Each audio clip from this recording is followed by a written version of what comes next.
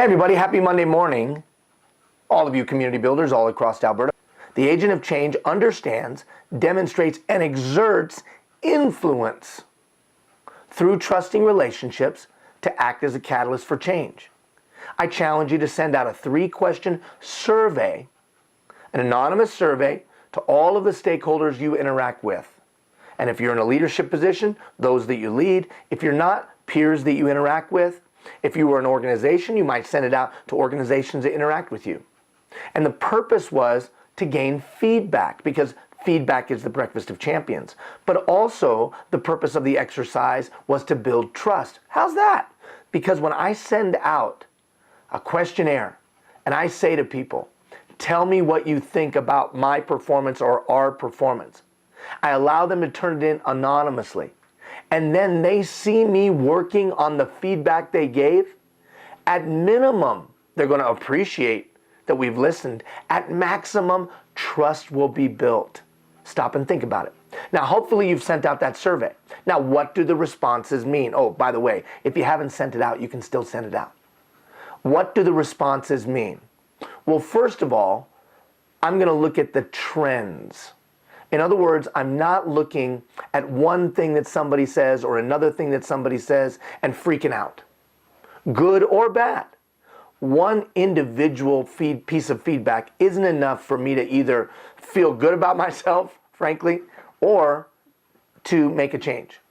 I'm looking for trends. I'm looking for consistency in the responses. That tells me that there's something really going on, good and bad.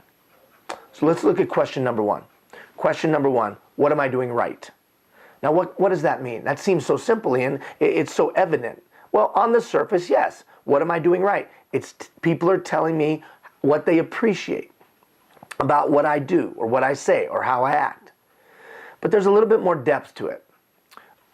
If you remember, I had encouraged you a number of weeks ago to identify your assets, your abilities, the things that you do well.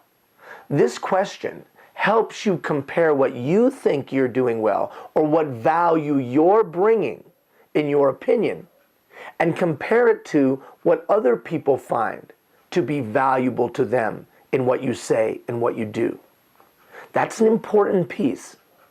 You have a perspective of the value you bring to the dynamic, but so do they. And are they identifying that there's some areas of value that you're bringing that you didn't even know was on the radar screen? Are there some areas of value that you're bringing that you hadn't even identified? And did you think you were bringing a significant asset and others didn't find it to be so? So what I would be looking for is the trend. What am I doing right? Does it line up with what I think I'm doing right? Second question, what am I doing wrong? Suggestions for my improvement. Now, what we're trying to do here is look for areas, trends again, where people think that I can grow.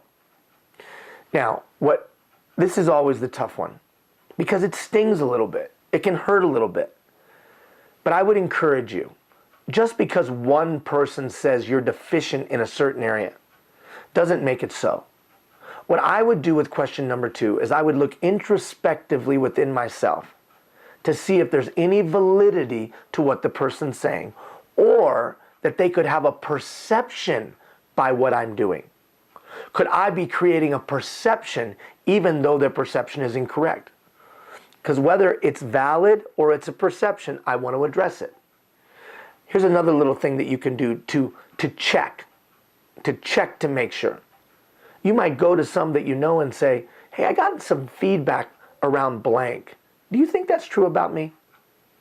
Now, the leader today who's really wanting to be their best will be transparent. You want a transparent leader. I want a transparent leader. People will respect you. So we're looking for trends in question number 2. We're not freaking out about any one piece of feedback that's far afield, but we do check it and we look introspectively, maybe run it by some others. Suggestions for my improvement can help you build your action plan.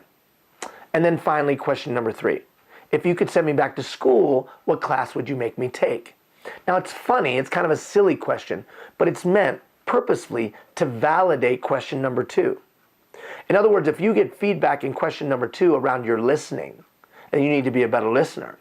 And then people say that you need to go back to listening class. That's pretty much validation, right? It validates the question number 2. Now, all of those, what's the point? 1, to gain feedback, to help you be better, so you can create action plans to take the necessary steps to reach your full potential. But within the context, and thereby build trust with others, I would encourage you to send out that survey regularly. Every 90 days is what I used to do when I ran a large organization. Every 90 days for my direct reports, and then the whole organization, 1,100 employees, got to give me feedback twice a year. Sets up a dynamic of trust. But in the context of this exercise, the Becoming a Community Builder program, next week, after the teaching session on Friday, next week I'm going to ask you to start making your commitment. Remember, this program is free, but it's not, in the sense that I'm going to ask you to make a commitment of what you're going to work on the last 9 weeks of the program, 10 weeks of the program. So this feedback, this exercise, could help you identify the one thing that you're going to work on. Imagine if 800 to 1,000 people across rural Alberta picked out one thing and worked on it in the balance of the program, and at the end of the program were better at it. Not only would their lives be better, the lives of those around them be better, but Alberta would be better. If you've done the exercise, you're ready to start thinking about picking out your one thing, the trends that were shown. If you haven't done the exercise, you still got this week to send out that survey. Want a way to expand your sphere of influence? Get feedback from stakeholders, take their feedback, do something with it, you'll build trust. Have a great week, everybody.